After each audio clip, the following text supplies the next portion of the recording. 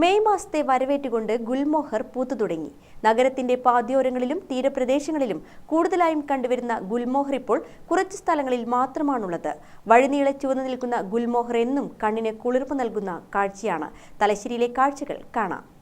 വേനലിന്റെ കാഠിന്യം പേറിവരുന്ന മെയ് മാസത്തിന് പുതുപ്രതീക്ഷയുടെ നാമ്പാണ് പൂത്തുനിൽക്കുന്ന May ഫ്ലവറുകൾ. വഴിയോരത്ത് വേനലിന്റെ കാഠിന്യത്താൽ വീണുകിടക്കുന്ന May ഫ്ലവറിനെ പല ആളുകളും ഗുൽമോഹർ എന്ന് പറയാറുണ്ട്. ഒരു പ്രത്യേക ഭംഗിയാണ് പൂവ് വീണുകിടക്കുന്നത് കാണാൻ. ഏപ്രിൽ മെയ് മാസങ്ങളിൽ ഈ മരങ്ങൾ പൂവണിയുന്നു. ചില വർഷങ്ങളിൽ ഇത് നേരത്തെയും ചിലപ്പോൾ വൈകിയും പൂവിടാറുണ്ട്. പൂക്കൾ പൊഴിഞ്ഞ് വഴിയോരങ്ങൾക്ക് വർണ്ണാഭം നൽകാറുണ്ട്. തണൽ വൃക്ഷമായി വച്ചുപിടിപ്പിക്കുന്ന ഇതിന്റെ തടി വിറകായി ഉപയോഗിക്കുന്നു. മദിരാശി മരമെന്നും പേരുണ്ട്. നല്ല സൂര്യപ്രകാശം ആവശ്യമായ ഇതിന് ചെറിയ വരൾച്ചയും ശൈത്യവും താങ്ങാനാകും.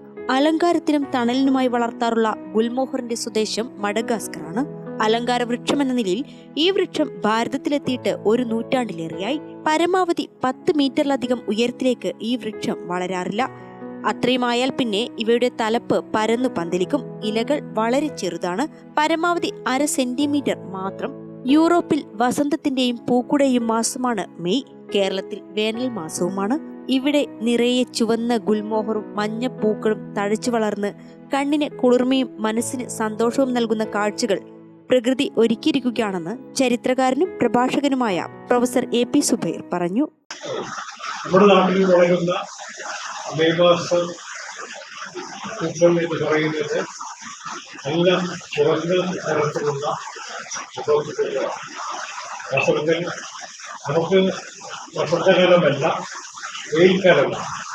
ആ വെയിൽക്കാലത്തിൽ തന്നെ വളരെ സന്തോഷകരമായ നിലയിൽ ആക്കുന്ന തരത്തിൽ നല്ല നിറത്തിലും ചുവപ്പ് നിറത്തിലുമുള്ള ധാരാളം പൂക്കൾ ഉണ്ടാകുന്ന വൃക്ഷങ്ങൾ എല്ലാ തെരുവുകളിലും. ഇത്തരം പൂക്കൾ പണ്ട് ബ്രിട്ടീഷുകാർ തെരുവോരങ്ങളിൽ വെച്ച് വളർത്തിയതായിരുന്നു, തോട്ടങ്ങളിൽ വെച്ച് വളർത്തിയതായിരുന്നു. അത് നമുക്ക് കണ്ണിന് കുളിർമ നൽകുന്ന, വിശേഷിച്ച് വെയിൽക്കാലത്ത് വേനൽക്കാലത്ത് കുളിർമ നൽകുന്ന വൃക്ഷങ്ങളായിരുന്നു. ഗ്രാമിക ന്യൂസ്, തലശ്ശേരി.